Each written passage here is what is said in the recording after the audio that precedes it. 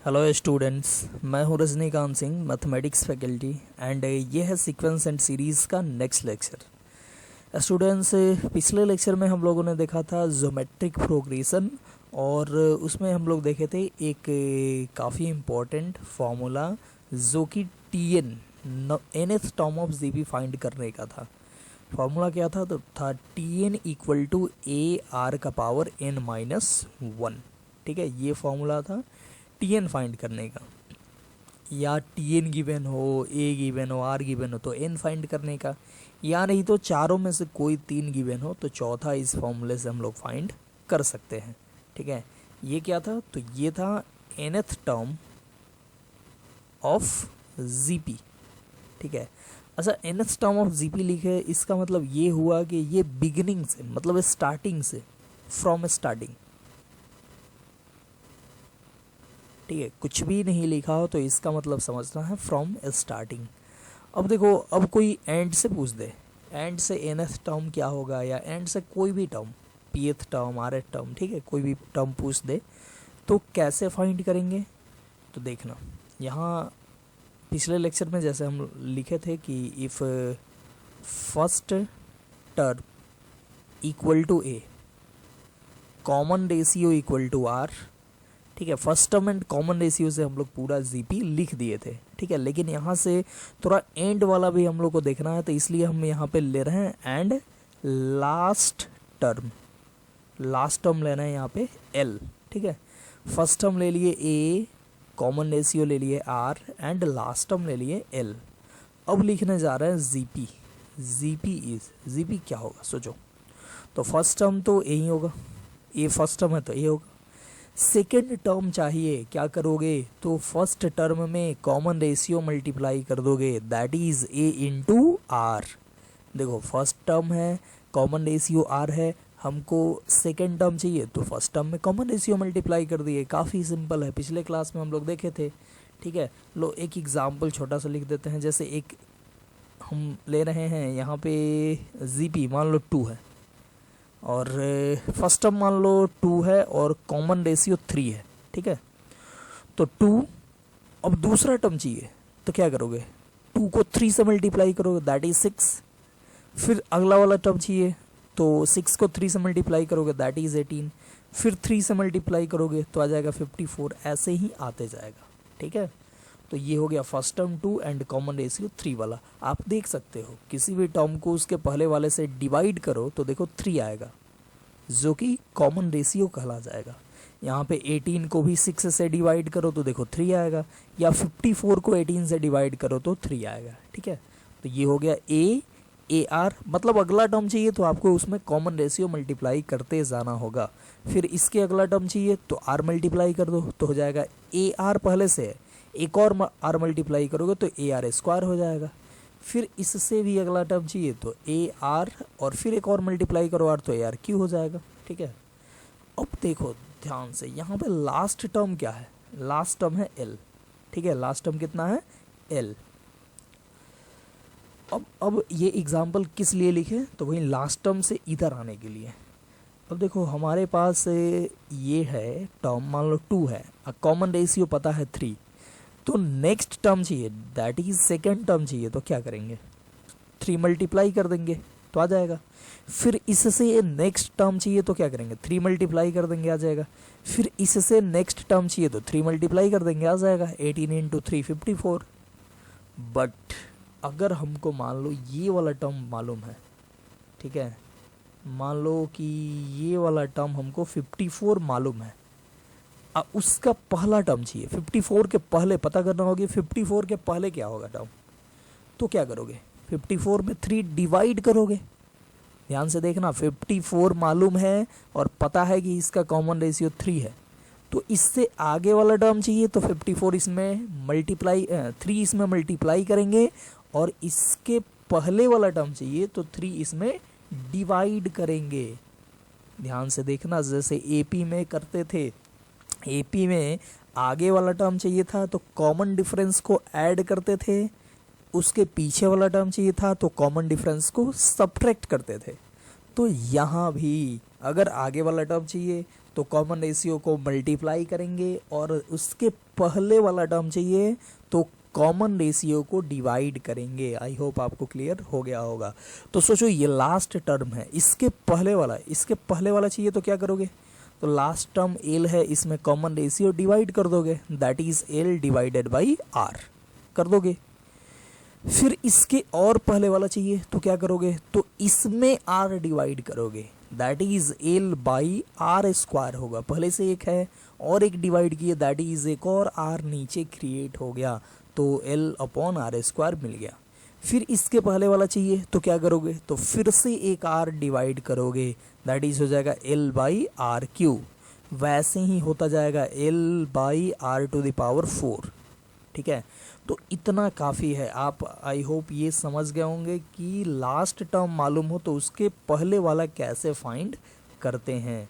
ठीक है, are divide कर करके और स्टार्टिंग से एंड जाना। अब देखो ये टर्म है, इससे हमको ये चाहिए तो क्या करोगे, आर मल्टीप्लाई कर दोगे, मल्टीप्लाई करो आर तो एक कटेगा, एल बाई आर क्यू बच जाएगा।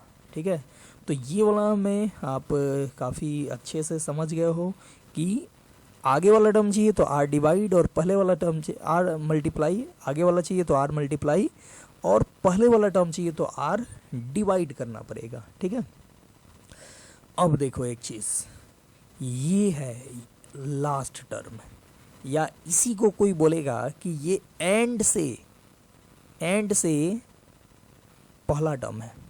ठीक है, अभी हम लोग क्या फाइंड कर रहे हैं, देखो अभी तो हम लोग पिछले लेक्चर में देखे थे nth term of GP from starting, पिछले लेक्चर में देखे थे। अब हम लोग यहाँ पे देख रहे हैं nth term of GP from and. ठीक है, nth term of GP from and. Low heading भी दे देते हैं, हेडिंग छूट गया था तो हेडिंग दे देते हैं कि nth term of GP from and. ठीक है, एंड से nth टर्म। तो देखो यहाँ पे लास्ट टर्म है एल, या लास्ट टर्म को आप क्या बोलोगे कि फर्स्ट टर्म फ्रॉम एंड, मतलब एंड से पहला टर्म।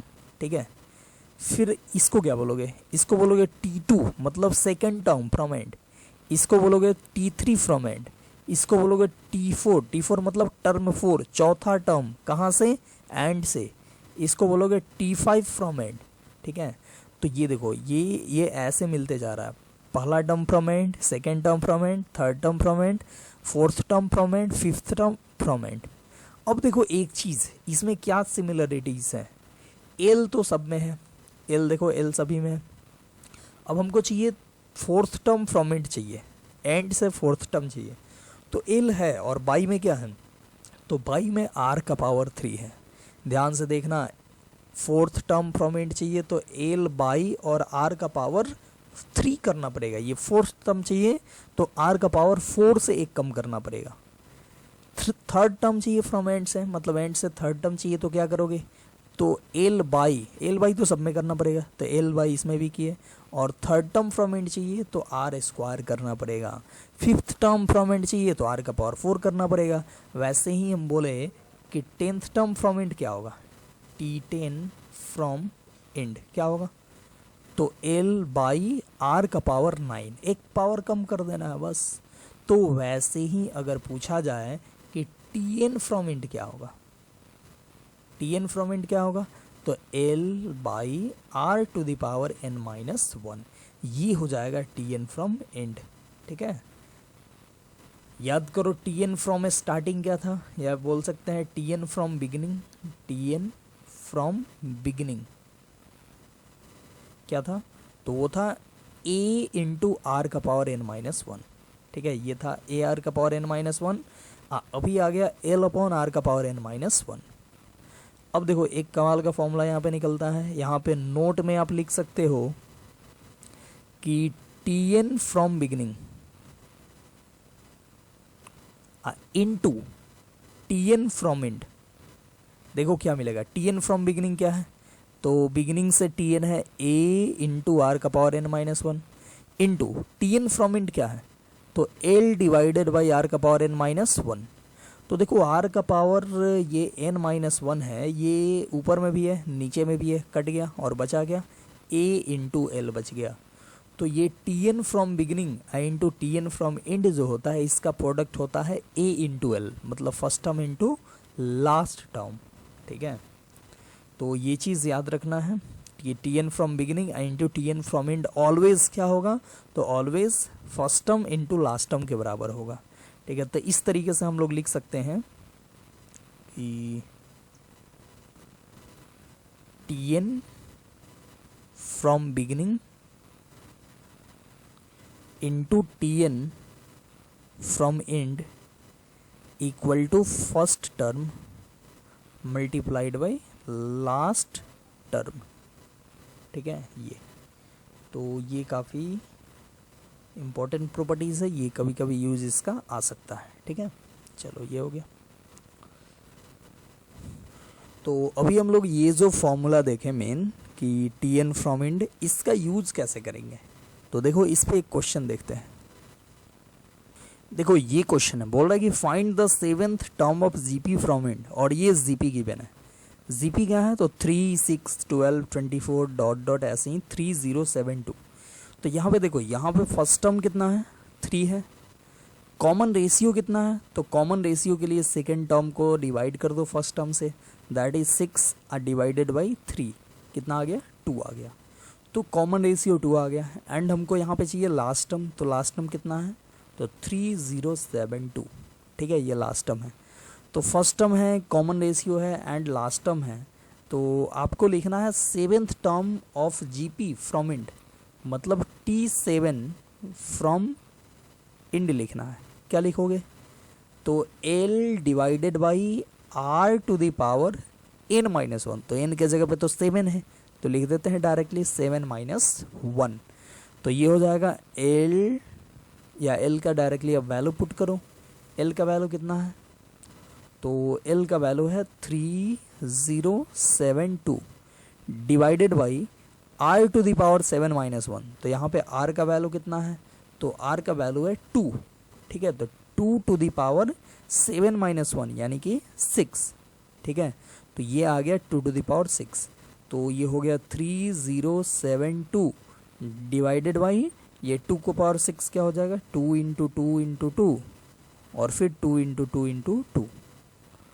तो ये कैंसिल हो सकता है। तो ये देखो डायरेक्टली कैंसिल करने के लिए ऐसा करते हैं कि ये 2 इंटू 2 इंटू 2 मतलब 8 इधर कैंसिल कर दें, और ये 8 से कैसे कैंसिल होगा, तो 8 3 ज़ा 24 यानी 3 और बचा 6, तो 67 यानी 8 8 जा 64। ठीक है, तो 64, तो 67 था तो 3 बचा, तो 32 हो जाएगा। 32 से कैसे कैंसिल होगा, तो 8 4 जा 32, तो ये हो गया। फिर देखो ये 2 इंटू 2 इंटू 2 से कैंसिल हो जाएगा, यानी कि 8, ये 8 है तो 8 से कैसे कैंसिल होगा, तो 8 4 जा 32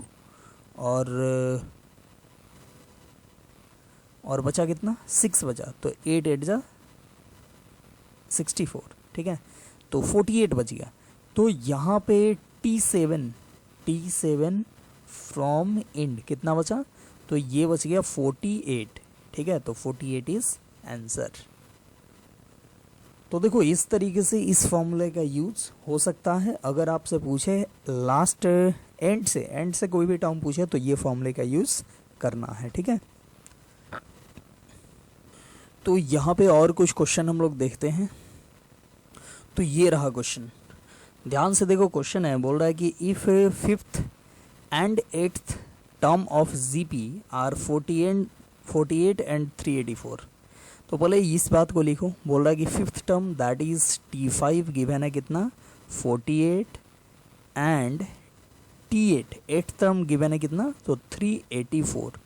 बोल रहा है कि 5th and 8th term of GP are 48 and 384 respectively, then find the GP. GP find करना है, मतलब जीपी को लिखना है। जीपी कैसे लिखोगे, तो जैसे ही फर्स्ट टर्म मिलेगा एंड कॉमन रेशियो मिल जाएगा तो आप जीपी आसानी से लिख सकते हो। कैसे, तो ए आर, ठीक है ऐसे था ना, ए आर AR², ARQ, ऐसे करके आप लिख सकते हो। तो हमको यहाँ पे मेन काम है अब फाइंड करना क्या, तो first term that is A and common ratio R। तो A एंड R मिल जाएगा, तो यहाँ पे GP हम लोग लिख देंगे। तो A एंड R फाइंड करने के लिए सबसे पहले मान लेंगे कि let first term equal to A and common ratio equal to R। यहाँ पे ये चीज़ मान लेना है। अगर ये चीज़ नहीं भी मानोगे और directly A and R use कर लोगे तो भी A को फर्स्ट टर्म समझा जाएगा एंड R को कॉमन रेशियो समझा जाएगा, ठीक है। तो यहाँ पे देखो क्या गिवन है, T5 गिवन है। T5 कितना है, 48। अब Tn का फॉर्मूला आपको मालूम है, Tn का फॉर्मूला होता है AR का पावर n-1। तो T5 क्या होगा, T5 होगा AR का पावर 5-1, दैट इज़ ये है 48। तो फिर क्या हो जाएगा, ये हो जाएगा A इंटू आर का पावर 5-1 यानी कि 4, और ये हो जाएगा 48। ये हो गया पहला क्वेश्चन, पहला इक्वेशन। अब फिर गिवन है यहाँ पे T8 कितना गिवन है, तो 384 ये गिवन है। तो T8 का फॉर्मूला क्या होगा, सेम Tn इक्वल टू है AR का पावर n-1, तो T8 होगा AR का पावर 8-1, और ये है 384। तो ये हो गया AR का पावर 8-1 यानी कि 7, और ये हो गया 384। तो देखो ये हो गया दूसरा इक्वेशन, AR का पावर 7 384 एंड AR का पावर है 4, AR का पावर 4 है 48। तो आपको ये दोनों इक्वेशन को सॉल्व करके A एंड R का वैल्यू फाइंड करना है। तो इसके लिए आप क्या कर सकते हो, तो दोनों को डिवाइड कर दो। यहाँ पे अगर आप कर दो कि second divide by first, second को फर्स्ट से डिवाइड कर दो, तो सेकेंड है AR का पावर 7 और फर्स्ट कितना है, तो AR का पावर 4, और सेकेंड है ये 384, और RHS में RHS फर्स्ट का RHS है 48। तो देखो A से A कैंसिल हुआ, और क्या होगा, तो R4 से ये R7 कैसे कैंसिल होगा, तो RQ टाइम्स कैंसिल होगा, ठीक है, RQ टाइम्स। तो RQ का वैल्यू मिल गया आपको 384, और ये डिवाइड करोगे तो आ जाएगा 8, ठीक है। इसको इससे डिवाइड करोगे तो आएगा 8, ठीक है, करके देखना। तो RQ इक्वल टू कितना आ गया, देखो RQ इधर बचा और इधर 8 बचा, तो RQ का वैल्यू आ गया कितना, 8। अब RQ इक्वल टू 8 आ गया, तो R का वैल्यू कितना होगा, 3 होगा, क्योंकि R8 को आप लिख सकते हो 2 का पावर 3, और पावर कैंसिल होगा एंड R इक्वल टू मिल जाएगा कितना, 3, ठीक है। तो R इक्वल टू मिल गया 3। अब देखो यहाँ पे हमारा इक्वेशन फर्स्ट क्या है, इक्वेशन फर्स्ट है AR का पावर 4 का वैल्यू 48। तो हमको अब A भी फाइंड करना है, तो R को इसमें पुट करो तो हो जाएगा A, और 3 यहाँ पे पुट करो तो 3 का पावर 4 इक्वल टू 48। तो A और 3 का पावर 4 हो जाएगा कितना, तो ये हो जाएगा 81, I इक्वल टू 48। तो 81 उधर डिवाइड होगा, तो A equal to 48 divided by 81, तो ये कैंसिल होगा, ये 16 और ये 27, 16 3 जा 48 होता है एंड 27 3 जा 81 होता है, ठीक है। तो A आ गया, यानी कि फर्स्ट टर्म आ गया कितना, 16/27। तो देखो फर्स्ट टर्म हमको मिल गया 16/27 एंड कॉमन रेशियो का वैल्यू मिल गया 3। सॉरी यहाँ पे गलती हो गया एक छोटा सा, ये RQ इक्वल टू 8 है, तो R इक्वल टू 3 नहीं होगा बल्कि 2 होगा, बहुत ही छोटा मिस्टेक। ये RQ इक्वल टू 8 को क्या लिखोगे, 2 का Q, तो Q कटेगा और ये बचेगा R इक्वल टू 2, ठीक है। तो R इक्वल टू 2 बचेगा, तो 2 यहाँ पे पुट करना होगा, 3 नहीं 2, तो ये हो जाएगा 2 का पावर 4, ये हो जाएगा 2 टू द पावर 4, और 2 टू द पावर 4 होता है 16, ये हो जाएगा 16, ये पूरा यहाँ पे 2⁴ करोगे तो 16, और ये 16 डिवाइड करोगे 48 से तो 48 डिवाइडेड बाई 16 यानी 3 मिल जाएगा। तो यहाँ से a का वैल्यू मिल गया कितना 3, तो a का वैल्यू मिल गया 3, तो ये फिर a का वैल्यू यहाँ पे भी लिख दो 3, एंड r का वैल्यू भी, r का वैल्यू तो फिर से 2, चलो ये 2, तो देखो r का वैल्यू 2 है एंड a का वैल्यू 3 है। तो अब यहाँ पे हमको लिखना है फाइनली gp, तो क्या लिखेंगे gp is ar square arq dot dot, ठीक है। तो लिखो a का मतलब 3, फिर लिखो ar यानी 3 इंटू 2 6, फिर ar स्क्वायर तो a का वैल्यू 3 एंड 2 का स्क्वायर 4, तो 4 3 जा 12, फिर arq तो arq 8 हो जाएगा एंड 8 इंटू 3 24, ये सब होते जाएगा, ठीक है।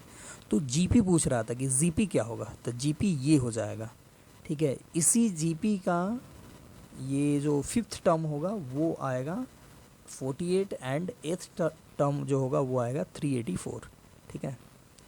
तो ये मिल गया। तो एक और क्वेश्चन देखते हैं नेक्स्ट। तो ये रहा नेक्स्ट क्वेश्चन। ये क्वेश्चन है कि the first term of GP is 1। तो देखो क्वेश्चन बनाने से पहले क्वेश्चन में जो जो चीज़ गिवन हो, ऐसे वर्ड में जो क्वेश्चन गिवन हो, तो उस क्वेश्चन को बनाते टाइम में जो जो चीज़ गिवन हो उसको पहले लिखते जाओ, ठीक है, कि क्योंकि क्वेश्चन दोबारा ना पढ़ना पड़े। तो यहाँ पे बोल रहा है कि the first term of GP is 1, यानी ए का वैल्यू कितना है, ए का वैल्यू है 1। फिर बोल रहा है कि the sum of the third and 5th term is 90, मतलब गिवन है कि बोल रहा है कि sum of third term that is T3 plus 5th term यानी T5, तो बोल रहा है T3 plus T5 equal to कितना है, तो ये है 90। बोल रहा है sum of the third and 5th term is 90, तो 3 ये लिख दिए जो गिवन है यहाँ तक। फिर बोल रहा है find the common ratio of GP, GP का कॉमन रेशियो चाहिए, दैट इज आर का वैल्यू पूछ रहा है। यहाँ पे ए गिवन है और एक और ये कंडीशन गिवन है और पूछ रहा है हमसे आर का वैल्यू। तो देखो कैसे फाइंड करेंगे, सिंपल, यहाँ पे ए गिवन है और T3 लिखो। यहाँ पे T3 क्या होगा, ए आर का पावर 3 - 1, और T5 क्या होगा, तो ए आर का पावर 5 - 1, और ये हो गया, इसका वैल्यू है 90। तो देखो यहाँ पे ए का वैल्यू पुट कर सकते हो, ए का वैल्यू है 1, तो 1 इंटू आर का पावर 3 - 1 दैट इज 2, एंड ए का वैल्यू फिर से 1, आर का पावर 5 - 1 दैट इज 4, और इक्वल टू में है 90। तो सबको इस साइड लाओ, तो ये हो गया पहले आर का power 4 plus R square minus 90 equal to 0। तो अब देखो ये एक क्वाड्रेटिक बन गया, किसमें, तो आर स्क्वायर में, क्योंकि आप लिख सकते हो आर के पावर 4 को लिख सकते हो आर स्क्वायर का square plus R square minus 90 equal to 0। तो अब ये एक आर स्क्वायर में क्वाड्रेटिक बन गया। अब इस क्वाड्रेटिक को आसानी से सॉल्व किया जा सकता है फैक्टराइज करके। कैसे करोगे, तो ऐसे हमको 2 नंबर चूज़ करना है कि उसका डिफरेंस 1 आए एंड प्रोडक्ट -90 आए। तो कर लो, ये हो जाएगा आर स्क्वायर का पावर 2, और ये सिंपल है 10 × 9, 10 × 9 90 आता है और उसका डिफरेंस 1 आ जाएगा। तो ये कर लो plus 10 R square minus 9 R square और माइनस 90 इक्वल टू 0, ठीक है, ऐसे कर सकते हैं। अब देखो ये दोनों में कॉमन कर लो, ये दोनों में कॉमन हो जाएगा आर स्क्वायर, तो बचेगा आर स्क्वायर प्लस 10, और इसमें कॉमन होगा -9, तो बचेगा R square plus 10 equal to 0। अब देखो अब क्या होगा, तो यहाँ पे R square plus 10 and R square plus 10 अगर कॉमन करें तो ये हो जाएगा R square minus 9 equal to 0। अब देखो ये इक्वल टू 0 हो नहीं सकता है, या इक्वल टू 0 करोगे भी तो R square plus 10 equal to 0 करोगे तो आर स्क्वायर इक्वल टू -10 आएगा। तो किसी नंबर का स्क्वायर तो नेगेटिव हो नहीं सकता है, तो यहाँ से बोलेंगे कि यहाँ से कुछ भी नहीं मिलेगा, ठीक है, R equal to 5। But R square equal to 9 करेंगे, मतलब R square minus 9 equal to 0 करेंगे तो आर स्क्वायर इक्वल टू 9 मिलेगा, और यहाँ से आर निकल के आएगा प्लस माइनस 3। ठीक है, तो हमसे यहाँ पे पूछ रहा था कॉमन रेशियो आर का वैल्यू, तो आर का वैल्यू आ गया प्लस माइनस 3, यानी कि दोनों ही आंसर हो जाएगा। ठीक है, आर का वैल्यू प्लस 3 भी एंड माइनस 3 भी। तो ये हो गया क्वेश्चन।